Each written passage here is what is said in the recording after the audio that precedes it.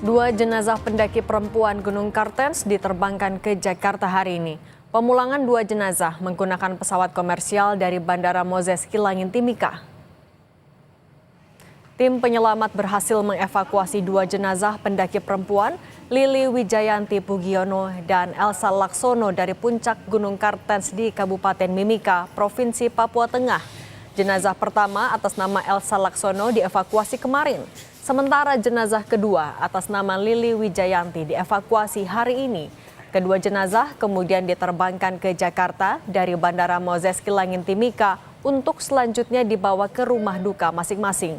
Pemberangkatan jenazah Lili dan Elsa bersama dua rekan pendaki dan seorang perwakilan dari pihak ekspedisi PT Tropis Kartens Jaya. Untuk proses evakuasi, saat ini kedua jenazah sudah berada di RSUD Timika dan pada hari ini juga pukul 10:45 waktu setempat kedua jenazah akan diterbangkan dari Timika menuju Jakarta dengan didampingi dua rekan korban dan satu tim dari Tropik Karten. Kemudian yang berikutnya untuk pendakian ini sudah melalui semua proses perizinan sesuai dengan prosedur baik dari kepolisian dan Taman Nasional.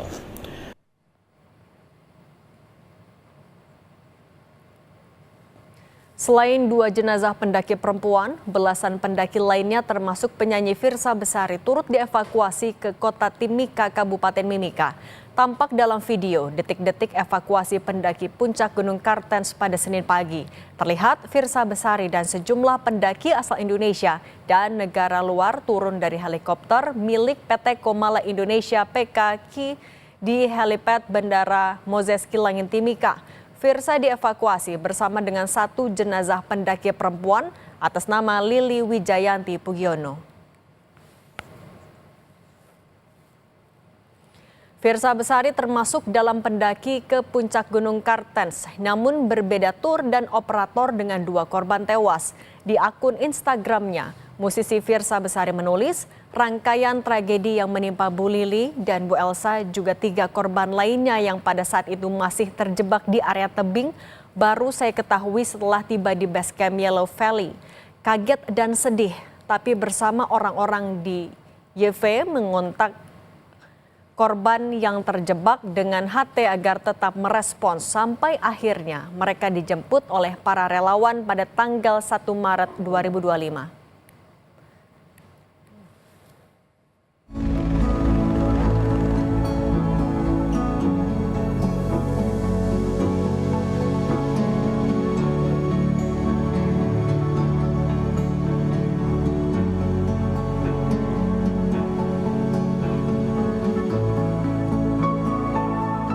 Puncak gunung tertinggi di Indonesia, Puncak Kartens Papua, jadi titik pamungkas pendakian dua sahabat, Lili Wijayanti Pugiono dan Elsa Laksono. Lili dan Elsa yang berkawan akrab sejak SMA hingga berusia 60 tahun adalah pendaki dari komunitas kura-kura gunung, yakni komunitas pendaki lansia. Sabtu 1 Maret lalu, 5 pendaki WNI ke puncak Kartens terserang cuaca buruk hingga turun hujan salju, hujan deras, dan angin kencang. Hal itu menyebabkan hipotermia. Hipotermia inilah yang diduga menjadi penyebab meninggalnya Lili dan Elsa. Tim penyelamat mengevakuasi jenazah Lili dan Elsa dari puncak Gunung Kartens. Jenazah Elsa dievakuasi kemarin, sementara jenazah Lili dievakuasi hari ini. Keluarga menunggu, tak terkecuali suami mendiang Lili, Frigard Haryono. Jenazah Lili akan dipulangkan ke rumah duka di Bandung, Jawa Barat malam ini. Suami mendiang Lili mendapat kabar duka lewat sambungan telepon dari salah satu anggota tim yang ikut mendaki. Lili dikabarkan meninggal dunia karena mengalami hipotermia akibat cuaca buruk. Frigard bercerita, sebelum berangkat mendiang Lili dalam kondisi sehat untuk menjajal puncak Kartens yang jadi bagian cita-citanya dalam melengkapi rangkaian ekspedisi. Saya ditelepon dari teman yang sama-sama di satu grup ya, grup WA gitu, dan grup juga teman-temannya hiking dan segala campur di situ. Pagi-pagi saya ditelepon, diinformasikan bahwa mama pendaki ya, itu sudah pass away dan sudah siap sebetulnya, dia sudah latihan ya, 6 bulan lebih latihannya, panjat tebing ya. Dia kan pendaki, bahkan pernah ke Mount Everest yang ketinggian itu 6.000, ke Annapurna di Nepal, kemudian Kinabalu pernah yang luar negeri itu. Di dalam negeri sudah banyak sekali. Jadi dia kepingin yang ini Karten gitu ya. Karten kan termasuk 7 gunung yang tertinggi di Indonesia gitu. Dia ingin tujuhnya bisa dicapai gitu. Selain melengkapi ekspedisi 7 puncak tertinggi gunung di Indonesia, Lili dan Elsa membawa misi pertemanan untuk memasang plakat kenangan bagi kawannya yang gugur di Gunung Karstens setahun lalu. Namun, Lili dan Elsa harus menyusul sang kawan menjemput keabadian di ketinggian 4.884 meter puncak Karstens. Tim Liputan, Kompas TV. Bagaimana medan pendakian di Gunung Karstens dan apa saja yang harus dilakukan pendaki jika mengalami hipotermia? Kita bahas bersama pendaki gunung yang pernah ekspedisi ke Gunung Karstens yang juga seorang dokter, yakni Dr. Ratih Citrasari. Dr. Ratih, selamat petang. Selamat petang, Cindy. Dr. Ratih, kan Anda juga pernah ke Puncak Karstens tahun 2017. Sebenarnya jalur pendakiannya seperti apa dan apa saja sih tantangannya? Ya, jadi seperti yang kita ketahui, Kartens Pyramid itu adalah puncak tertinggi di Indonesia ya, ketinggiannya 4.884 meter di atas permukaan laut.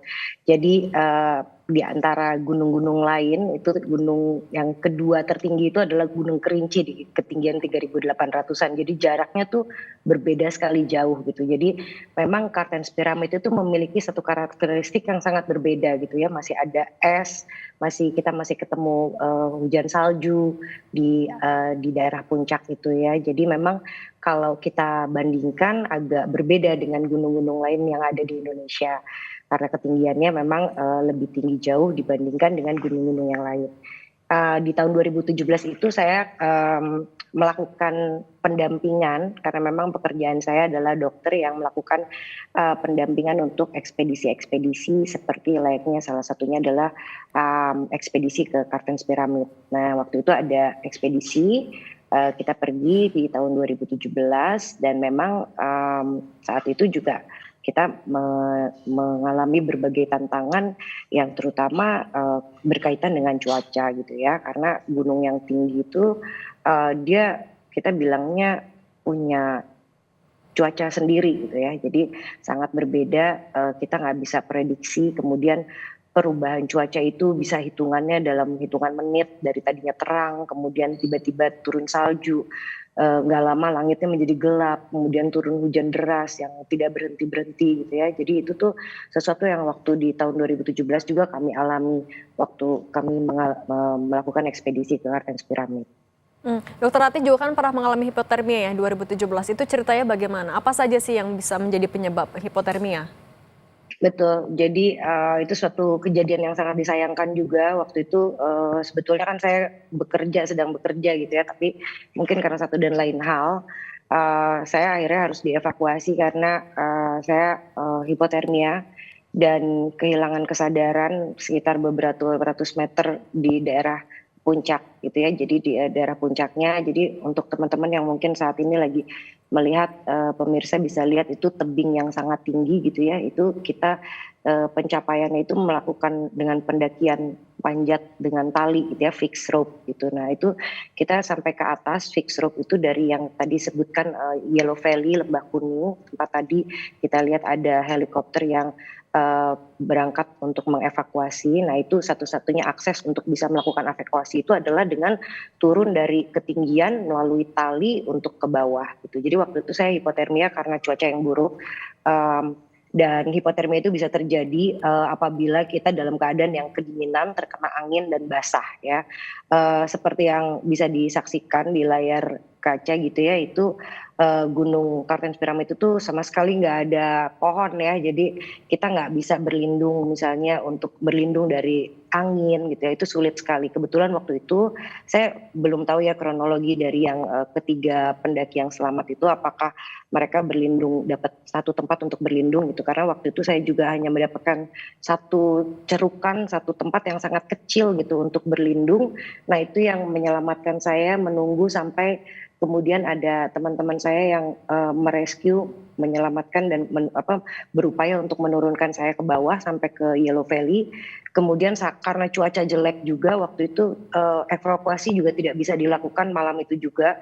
Jadi kalau nggak salah ceritanya, karena saya tidak sadar, tapi dari teman-teman bercerita jam 10 malam itu saya udah sampai ke Yellow Valley, tapi karena cuaca sangat buruk helikopter nggak bisa datang, jadi saya tuh masih ada di Yellow Valley sampai pagi. Baru kemudian di pagi harinya ketika cuaca sedikit membaik, baru ada helikopter datang, kemudian saya dievakuasi menuju ke rumah sakit. Dan selama dari pukul 10 malam sampai pagi terjadi evakuasi itu, saya betul-betul sampai detik ini saya nggak inget ya, jadi saya betul-betul hanya dengar cerita dari teman-teman yang waktu itu melakukan evakuasi terhadap saya gitu. Jadi memang itu bahaya hipotermia itu bisa demikian hebat gitu. Nah, Dokter Rati, dengan tantangan yang sebegitu besar, kemudian cuaca yang tidak bisa diprediksi di puncak Kartens, apa yang harus disiapkan untuk menghadapi hipotermia, dan apabila itu terjadi juga, bagaimana penanganan pertamanya? Ya, jadi secara teori ya, dan biasanya dilakukan banyak di gunung-gunung yang lain dan mudah kita lakukannya gitu ya.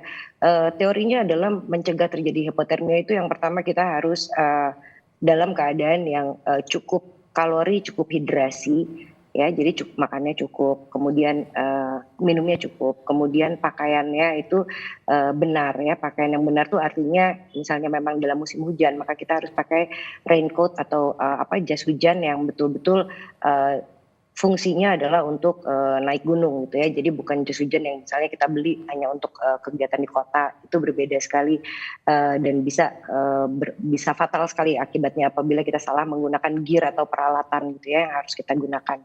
Kemudian setelah itu rumusnya dari hipotermia itu adalah basah dan kena angin gitu ya. Jadi maka antidotnya atau yang harus kita lakukan adalah menghindari itu semua, yaitu harus selalu kering, kemudian harus berusaha untuk terlindung dari angin. Nah itu terdengar sangat mudah gitu ya. Kalau di gunung-gunung lain masih ada ruang misalnya kita untuk mendirikan shelter atau tenda ya, sehingga misalnya ada teman kita yang hipotermia terus kita bisa masukkan ke dalam tenda sehingga dia terlindung dari air, dari hujan, dari angin, kemudian bisa kita gantikan pakaiannya. Nah untuk kondisi di Kartens itu saya tahu persis bahwa hal tersebut itu hal yang sebetulnya sederhana dan bisa kita lakukan, itu sangat sulit dilakukan di medan seperti di Kartens Piramid itu gitu ya, karena pendakiannya itu pendakian yang cukup teknikal dan sangat vertikal. Nah, jadi kurang lebihnya memang kita selalu bisa mempersiapkan diri kita ya dengan peralatan, kemudian dengan keilmuan mengenai hipotermia. Tapi sekali lagi kondisi alam itu adalah sesuatu yang di luar dari kemampuan kita untuk kita antisipasi. Oke, kondisi fisik dan peralatan yang benar itu juga bisa jadi salah satu bekal. Dokter Rati, terima kasih sudah berbagi di Kompas Petang. Sehat selalu, dokter. Terima kasih.